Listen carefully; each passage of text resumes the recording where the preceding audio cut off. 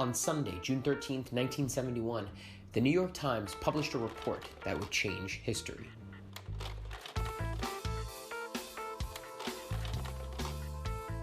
Their source was Daniel Ellsberg, a military analyst working for the government, and the report, which would soon become known as the Pentagon Papers, included top-secret and incriminating information about the Vietnam War.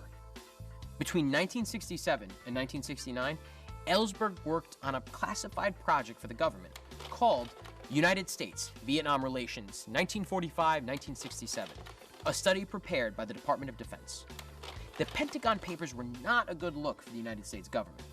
Ellsberg research showed that there were many military miscalculations and even flat-out lies told by politicians about U.S. involvement in Vietnam. But why did Ellsberg decide to leak the papers to the New York Times? While working on the project, he realized he no longer supported the Vietnam War and thought it was unwinnable. In October of 1969, concerned that the public was being lied to, he began photocopying the report. He leaked some documents to members of Congress, but none of them went public. So in 1970, Ellsberg leaked portions to the New York Times and the Washington Post. The Pentagon Papers revealed that the government had been involved in Vietnam through several presidencies, unbeknownst to the American people. As early as 1950, the Truman administration gave military aid to France against the Viet Minh. In 1954, President Eisenhower sent aircraft and military assistance to Vietnam. By that time, the US was covering 80% of France's military expenses in Indochina. President Kennedy adopted a policy of broad commitment to the war in Vietnam, even though the American people had been told US involvement would be very limited. Then, President Lyndon B. Johnson waged military operations against North Vietnam. He began planning war in 1964, a full year before the depth of US involvement was revealed to the public.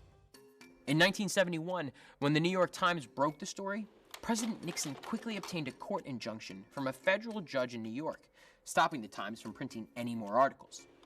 He argued that publishing the Pentagon Papers would limit the president's ability to guard national security. The Times adhered to the restraining order, but they filed an appeal. Meanwhile, Katharine Graham, head of the Washington Post, started publishing articles about the Pentagon Papers instead. Nixon tried to stop the Post as well, but unlike the judge in New York, the D.C. judge refused to issue an injunction. This allowed the Post to continue publishing about the secret report. The inconsistency between the Post and Times cases quickly brought both papers to trial in the Supreme Court. The court decided that under the freedom of press, the government did not have a strong enough case to censor the press. Nixon lost the fight, and the articles were printed. Ellsberg was still indicted under the Espionage Act for leaking government secrets. He could have been sentenced to 115 years in prison, but the charges were dropped after evidence of governmental misconduct came to light. Although the Pentagon Papers did not include any details on Nixon's conduct in Vietnam, the president was embarrassed by the publications. He subsequently sought to discredit Ellsberg by using a team he called plumbers. They broke into Ellsberg's psychiatrist's office to try to uncover embarrassing or harmful information that might make Ellsberg look bad. This was the same group of burglars who'd become famous for their role in the Watergate scandal. It didn't work. Ellsberg was free, and together with the New York Times, set a new precedent for the press, a responsibility to tell the truth, even if it means publishing classified